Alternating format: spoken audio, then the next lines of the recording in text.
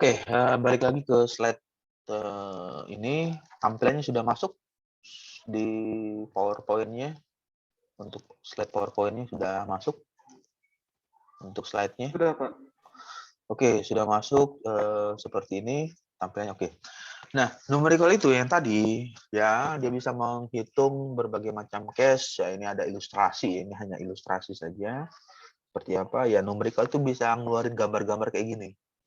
Gambar-gambar garis seperti ini ya, yang isinya model matematika yang cukup rumit atau sulit dihitung secara eksak atau secara analitik. Numerik bisa menjawab itu. Menjawabnya ya pendekatan. Yang perlu diingat adalah pendekatan, mendekati. Jadi tidak 100 bisa dikatakan 100% mendekati. Gambar yang ditampilkan ya ada yang gambarnya tampilannya seperti ini, mengeluarkan warna-warni, ada juga grafik. Ini ada juga grafik ya.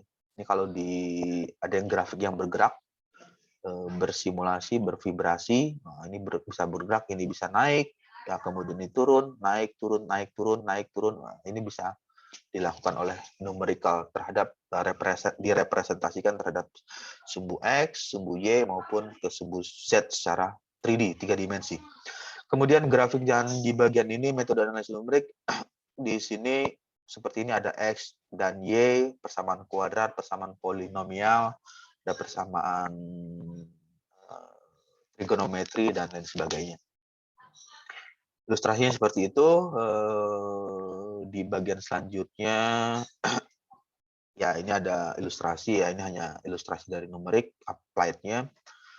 Bisa membuat tampilan grafik yang bergerak, tampilan grafik yang yang dinamis, itu bisa dilakukan secara numerik. Oke, terus saya akan next slide PowerPoint-nya. Oke, di next berikutnya. Nah, di bagian ini metode numerik secara umum, numerical ya, metode numerik secara umum itu model matematika. Secara umum model matematika, teknik, fisika, kimia, ekonomi, astronomi, kedokteran. Jadi numeriknya itu metode numerik ini ya dibutuhkan atau matematika ini diperlukan di bidang teknik, fisika juga butuh, kimia, chemistry ya, chemistry atau teknik chemistry engineering atau teknik kimia juga membutuhkan, ekonomi juga butuh numerika. Apalagi ekonomi akuntansi, menghitung uang ya, misalnya berapa nilai saldo yang masuk, berapa nilai debit yang keluar, atau kalau di bank itu saldo, kemudian kredit. Nah, itu bisa digambarkan dalam bentuk grafik ya, berapa jumlah nasabah yang masuk, uang yang masuk, dan berapa jumlah nasabah yang membutuhkan atau meminjam uang atau kredit dan lain sebagainya di bank-bank tertentu. Kemudian di bidang astronomi, itu adalah ruang angkasa, penerbangan, biasa main-main di planet ya, ada planet Pluto, Merkurius, Venus, Bumi, Mars, Jupiter dan lain sebagainya. Ini bidang astronomi juga membutuhkan numerical, membutuhkan angka. Tujuannya apa ya? Tujuannya untuk memprediksi. Misalkan memprediksi kalau dari posisi bumi, kita berada di planet bumi, misalkan ingin astronot ya, astronomi dia akan pergi ke bulan. Nah, dia harus ngitung dulu nih, waktunya berapa waktu yang dibutuhkan dari bumi ke bulan, atau berapa panjang jarak yang ditempuh, berapa jauh jarak yang ditempuh. Terus berapa kecepatan pesawat yang digunakan, pesawat terbang pesawat yang digunakan, atau pesawat yang roket ya, roket yang diluncurkan tersebut, kalau dia terbang ke planet atau ke bulan. numerik, ngitung. Jadi keluar angka-angka berapa jauh, berapa ini dan lain sebagainya. Lalu di bidang medis, kedokteran juga membutuhkan itu ya untuk memprediksi obat. Misalnya sakitnya sudah 4 hari dengan gejala panas, dengan ini. Nah, nanti akan keluar angka misalnya dari hasil pengujian lab, laboratorium atau hasil pengujian medical check up ya atau cek darah dan lain sebagainya, keluar angka-angka. Nah, angka-angka itulah yang digunakan atau dianalisa oleh tim medis ya biasanya dokter atau perawat yang ikut membantu untuk memberikan saran kepada pasien, kira-kira obatnya apa yang perlu diminum atau obatnya apa yang perlu dibeli atau obatnya apa yang perlu dibutuhkan, apakah perlu lakukan operasi, kalau misalnya sakitnya berat atau perlu dilakukan tidak perlu dioperasi, cukup minum obat ini sudah sembuh dan lain sebagainya. Numerical seperti itu, jadi membantu seperti itu. Dan ditulis TLL dan lain-lain ya, karena banyak disiplin ilmu yang membutuhkan angka-angka numerikal yang bersifat memberikan informatif. Lalu seringkali model matematika rumit, matematikanya rumit, garis miring ya, tidak ideal, rumit atau ketidakidealan. Rumit atau tidak ideal ya, rumit itu ya mudahnya membayangkan hitungnya ribet, susah, pusing. Nah, itu rumit tuh. Nah, kalau misalnya ngitungnya sudah ngebul kepala atau otaknya udah sudah pusing, itu udah rumit ya. Cukuplah pakai numerik, balik lagi ke sini. Bisa numerik. Tapi kalau makainya itu ya numerik juga kalau cuma hanya asal pakai ya angka-angka itu bisa saja keluar kalau tanpa ada ilmu dasar atau ilmu basicnya. Kalau nggak ada ilmu dasarnya ya ilmu matematikanya atau kemudian ada ilmu codingnya, membuat pengkodean program sudah bisa dilakukan, nanti bisa menjawab hal-hal yang rumit dan atau ketidakidealan tersebut. Lalu model matematika rumit tidak dapat diselesaikan secara analitik, untuk mendapatkan solusi yang nyata atau solusi yang eksak. Kemudian metode analitik, metode penyelesaian model matematika dengan rumus aljabar yang sudah umum atau sudah lazim ditampilkan. Ilustrasinya tentukan ini ilustrasi dari numerical ya, ilustrasi dari numerik. Kalau misalnya dikasih pertanyaan, coba hitung secara eksak atau analitik, menghitung di atas kertas. Satu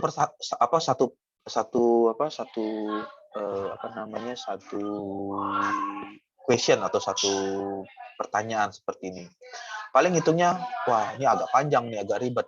Karena pangkatnya ini pangkat 5, ini pangkat 4, ini pangkat 3, ini pangkat 2, ini pangkat 1, ini bilangan konstanta.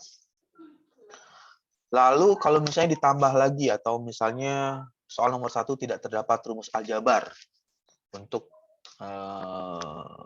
polinom karena tidak bisa diselesaikan secara analitik. Kalau misalnya persamaan kuadrat itu ada juga bisa diselesaikan secara eksak atau analitik dengan menggunakan persamaan ABC. Kalau pernah mendengar persamaan kalau di SMA ya, kalau yang basicnya dari SMA, ada persamaan ABC. Kalau misalnya masih ingat, ABC min B plus minus B kuadrat per 4AC per 2A, kalau akar ya itunya. Itu adalah persamaan ABC. Nah, persamaan ABC itu untuk menjawab persamaan yang hanya sampai kuadratnya 2, pangkatnya 2. Tapi kalau pangkatnya 5, bisa nggak pakai ABC, min B plus minus B kuadrat min 4AC per 2A. Hitungnya. Ternyata keluarlah kata rumit. atau susah untuk diselesaikan. Akhirnya masuklah ke numerical. Nah, di numerical atau di coding ini bisa dijawab dengan menyelesaikan berapa nilai X tersebut. Adalah semakin tinggi derajat, nah ini adalah problemnya tadi, semakin tinggi derajat, semakin sulit untuk melakukan faktornya atau faktorisasi. Oke, contoh lain ilustrasinya, bisa nggak menjawab secara eksak atau analitik atau ngitung di atas kertas HVS atau ngitung di whiteboard. Whiteboard itu ya papan putih pakai spidol. Berapa nilai X untuk soal ini? 27,8 eksponen ya, pangkat 5x min 1/x ya. Di sini ada 1/x sama dengan cos min 1 dalam kurung 120x kuadrat plus x plus akar 2x per 17x min 65. Itu coba dihitung pakai konvensional atau analitik atau eksak di atas kertas atau di papan tulis whiteboard atau di whiteboard digital. Hitungnya pasti ribet. Ada kata keluar atau sulit, ribet, pusing, nggak ketemu jawabannya. Itu pasti akan keluar. Tapi kalau di numerical, untuk menjawab ini, hitungan detik. Dengan numerik, hitungan detik yang paling agak lama itu buat codingnya dulu, membuat pengkodeannya. Kodenya sudah skripnya sudah dapat, sudah bisa diketik seperti ini. Ini hasilnya, tekan enter dalam 1 detik. Bahkan kalau itu nggak sampai 1 detik, 0,5 detik ditekan klik, keluar jawabannya. Itu adalah numerical. Seperti itu. Jadi, tapi yang perlu diingat, numerik hanya melakukan pendekatan. Sama seperti membayangkan tadi, motor, jadi hanya mendekati jawaban kondisi aktualnya. Berdirinya di mana? Samping kiri motor, samping kanan, depan, belakang, atau berdiri melayang di atas motor. Oke, balik lagi ke soal 2, masih sejenis. Soal 1, yaitu menentukan nilai X, memenuhi 2 persamaan. Dan gambaran selanjutnya, metode analitik. Nah, di sini ada VS ya, versus. VS itu artinya versus. Misalnya, analitik melawan numerik. Ada 2 orang atau ada dua kelompok. Misalnya, dia ngitung secara manual. Kelompok pertama ngitung secara manual atau orang pertama menghitung secara manual, lalu orang yang kedua menghitung secara kalkulator atau menggunakan software atau menggunakan tools ya. Coba saja dites nanti antar teman. Misalnya coba hitung orang satu dengan orang dua. Coba Anda kamu hitung pakai pakai kertas. Misalnya dikasih soal. Coba hitung sin 31 berapa nilainya? Hitung pakai analitik yang orang pertama. Lalu orang yang sebelah yang samping kanannya pakai kalkulator atau pakai software. Sin 31 lebih cepat itu yang numerik. Dalam 1 detik atau nggak sampai 1 detik, 0,5 detik langsung keluar jawaban. Nah, itu adalah gambarannya di numerical. Numerical seperti itu untuk gambaran dari metode numerik. Memberi solusi eksak, yaitu solusi yang memiliki galat error sama dengan 0, lalu versusnya metode analitik hanya dapat digunakan pada kasus tertentu. Yang perlu diingat, analitik kasus tertentu itu ya kasusnya kasus sederhana, simple. Nilai praktis menyelesaikan metode analitik terbatas, dibatasi ya. Kalau misalnya terlalu rumit atau terlalu kompleks, sulit juga diselesaikan oleh secara analitik. Oke, jangan lupa, satu lagi saya mengingatkan, karena ini kita sampai jam 1, jangan lupa absen ya. Absen di Edmodo, karena saya ketik di sini, absensi kelas metode numerik di Edmodo dengan menuliskan nama dalam kurung NIM, nomor induk mahasiswa. Karena kalau lewat dari jam 1, sistem Edmodo-nya itu sudah disetting akan tertutup secara otomatis di by system, by systemnya sudah tertutup. Suaranya masih masuk ya, masih jelas bisa didengar untuk suara. Jelas, Pak. Aman, Pak, aman. Oke, masih bisa jelas terdengar, nggak ada delay atau nggak ada transfer data suaranya yang sedikit delay atau ada jeda. Oke, kita lanjut lagi metode versus analitik dan versus numerik. Metode numerik teknik yang digunakan untuk memformulasikan persoalan matematika sehingga dapat dipecahkan dengan operasi hitungan aritmatika biasa. Secara harfiah, numerik cara berhitung dengan menggunakan angka. Nah, ini ada gambarannya kalau ditampilkan dalam bentuk tabulasi, dalam bentuk tabel. Kiri numerik, kanan analitik. Solusi selalu berbentuk angka, solusi dalam bentuk fungsi matematika, berupa hampiran atau pendekatan. Analitik itu adalah kondisinya eksak. Di sini ada tulisan di sini. Ada kata error. Ada kata error. Analitik 100% tepat. Yang perlu diingat itu adalah analitik 100% benar, 100% sesuai. Koma, tapi, nah di situ ada tapinya. Tetapi untuk kasus yang sederhana, ya contohnya mudahnya ketika dikasih pertanyaan 2 ditambah 3, ya 5, itu tepat 100%. Eksaknya, aktualnya benar. 2 ditambah 3, 5.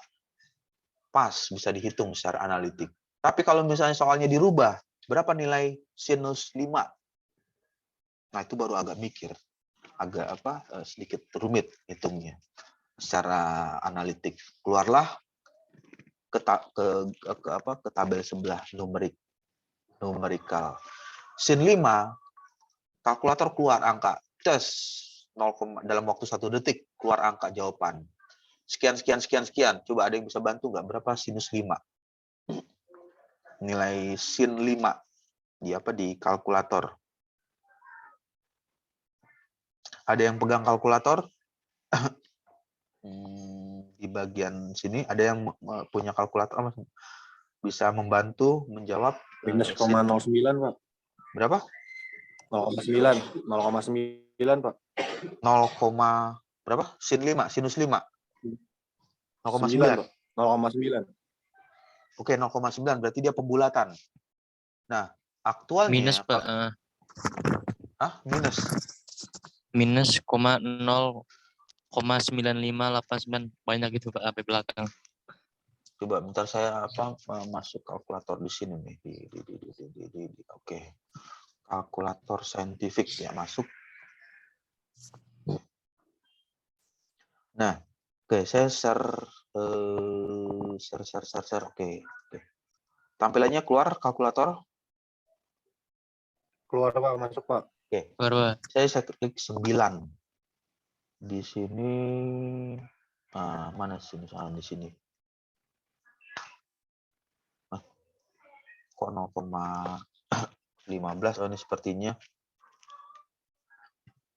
fungsinya. Itu sin 9, Pak. Iya, makanya kok bisa sinus 9 hasilnya jauh sekali. Misalnya dihapus. Tadi Bapak nyuruhnya ini, Pak, sin 5, Pak. Oh, sorry, salah pencet. Sin 5, oke. 5 sinus ini ya. Jawabannya ya, 0,08. Betul nggak?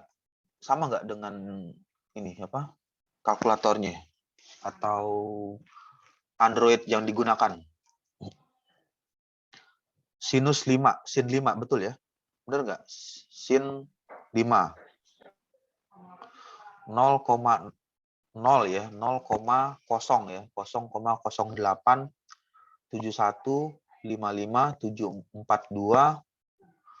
274 77. Sama nggak yang lain? Sinus 5. Sama, Pak. Oke, sama ya. Nah, terus karena dia seperti itu ya. Tadi balik lagi ke slide, ada kata error ya. Errornya itu ya tadi balik lagi ke slide sebelumnya. Round of error, faktor pembulatan. Sebetulnya angkanya kan masih banyak tadi kalau diteruskan angka dari kalkulator itu. Nah, kalkulator itu ada keterbatasan. Dia mampu mendisplay berapa digit di belakang koma, berapa angka di belakang koma. Inilah yang dimaksud dengan tadi error. Kalau misalnya balik lagi ke slide sebelumnya, oh itu udah lain lagi.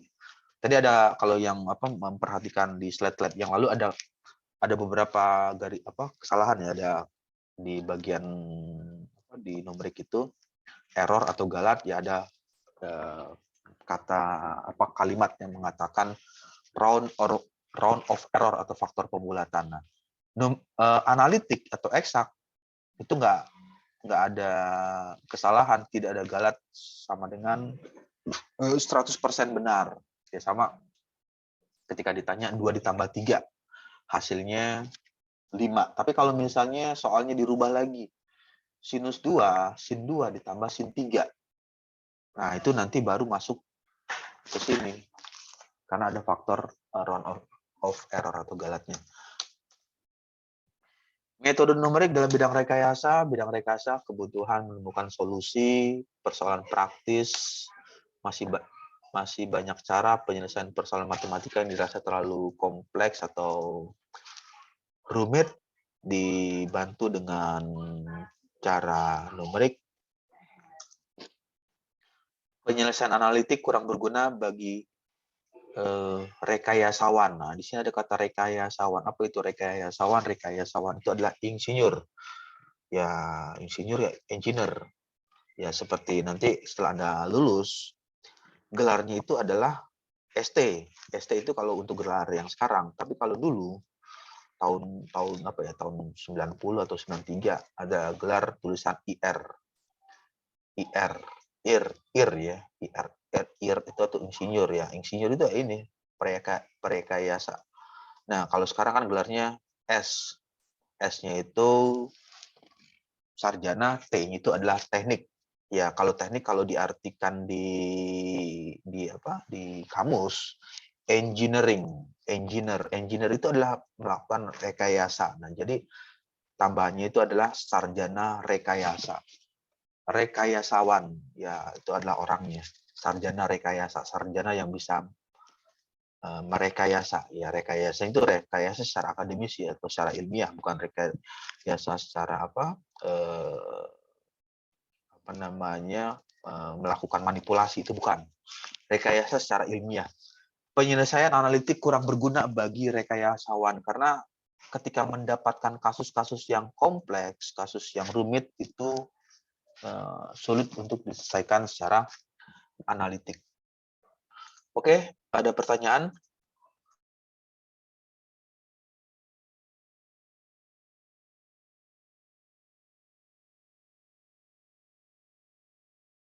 Dari saya nggak ada, Pak. Oke, kalau tidak ada pertanyaan, saya akan masuk lagi ke slide selanjutnya. Clear ya, maksudnya terbayang ya. Numerik itu ceritanya ngapain sih, ngobrolin apa atau ngomongin apa gitu, terbayang ya. Secara filosofisnya seperti itu. Penyelesaian analitik kurang berguna bagi rekayasawan. Lalu banyak persoalan matematika atau soal matematik dalam bidang rekayasa yang hanya dapat dipecahkan secara hampir itu ya mendekati atau perkiraan atau memprediksikan atau pendekatan. Nah, di bagian ini ada namanya metode tabulasi. Oke, sampai sini dulu. Ada pertanyaan atau ada diskusi sekitar 5 menit. Kalau misalnya tidak ada, atau misalnya ada yang ingin tanyakan, bisa langsung menuliskan di kolom chat atau on mic mengenai numerik. Numerik itu ya tadi gambarannya, slide-nya seperti itu, membantu untuk menjawab pertanyaan yang ingin selesaikan ketika sulit dijawab dengan analitik. Di bidang engineering atau di bidang teknik, mechanical engineering, ya eksakta, kita kelompok KBK ya. KBK itu kelompok bidang keahlian itu di bidang eksak, bidang aktual, bidang yang nyata, berbeda dengan jurusan yang lain seperti fakultas hukum atau fakultas sastra atau fakultas bahasa ya. Numerikal atau numerik ya tidak terlalu banyak dibutuhkan atau tidak banyak diperlukan. Tapi kalau di bidang teknik, di bidang rekayasa, di bidang engineer, angka kualitatif, data kualitatif itu dibutuhkan atau diperlukan untuk membantu memberikan informasi secara informatif supaya bisa berguna dalam hal melakukan analisa, memberikan kesimpulan, atau bahkan mengeluarkan teori yang baru atau teori-teori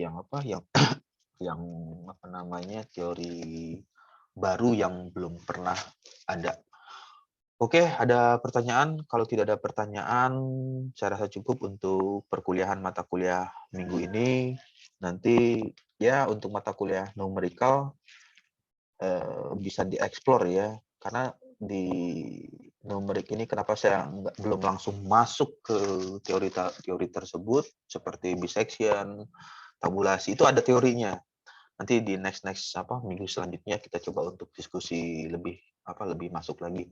Di bagian ini ya saya memberikan dulu filosofi awalnya. Jadi saintis itu kan filsuf ya, filosofis ya. Jadi ketika filosofisnya sudah dapat, gambaran filosofisnya sudah dapat, baru nanti kita akan coba masuk menyelam lebih dalam lagi ke numerikal di bagian tertentu. Salah satu metode nanti